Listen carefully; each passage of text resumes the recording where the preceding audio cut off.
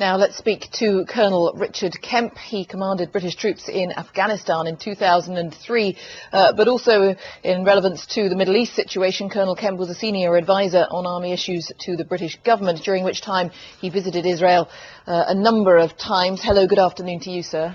Good afternoon.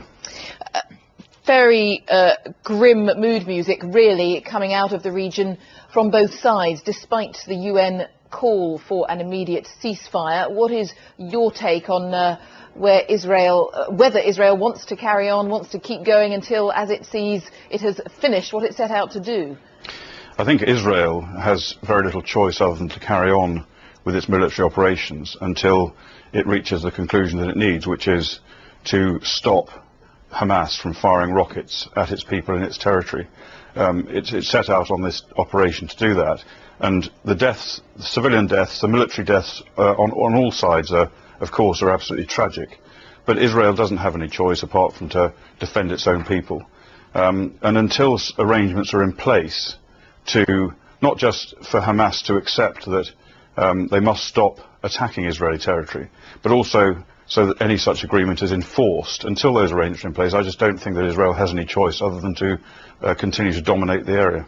And so to what extent does the impact on civilians, on people who have nothing to do with Hamas but live in a heavily populated area so can't escape, to what extent does their fate factor in considerations?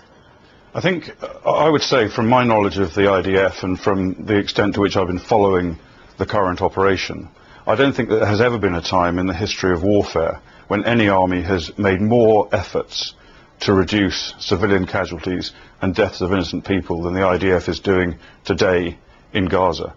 When you look at the number of civilian casualties that have been caused, that perhaps doesn't sound too credible. I will accept that. However, Hamas, the enemy that they're fighting, has been trained extensively by Iran and by Hezbollah to fight among the people, to use the civilian population in Gaza as a human shield, and Hamas factor in the use of the civilian population as a major part of their defensive plan.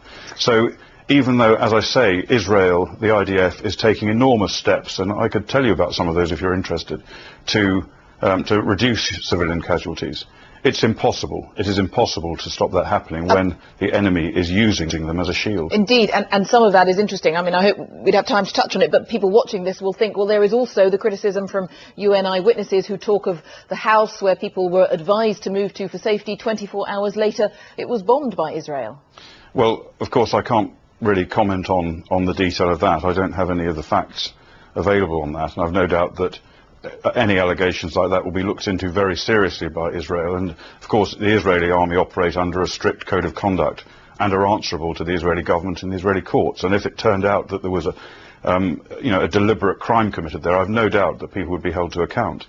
But of course it's not just a matter of the IDF trying to prevent casualties in a situation where the enemy is using them as a shield, but it's also war itself, the whole nature of war. Any military commander will tell you this. War is chaos. War is full of mistakes. There's friction all over the place. And if you just take, for example, the way that we operate, our British forces operate in Afghanistan and in Iraq, there have been numerous mistakes there, not just by the British, by the Americans, by all of the forces. And these things do happen. It's a real tragedy. It's very unfortunate, but it's just what happens when you go to war. Colonel Richard Kemp, perhaps we can speak on this again. For now, thank you very much, Colonel Richard Kemp there. Thank you. Well, you can find out more about the history of the Gaza Strip online, why the Israelis attacked, how it might all end. You can find out that and much more on our special website there, the address on the screen.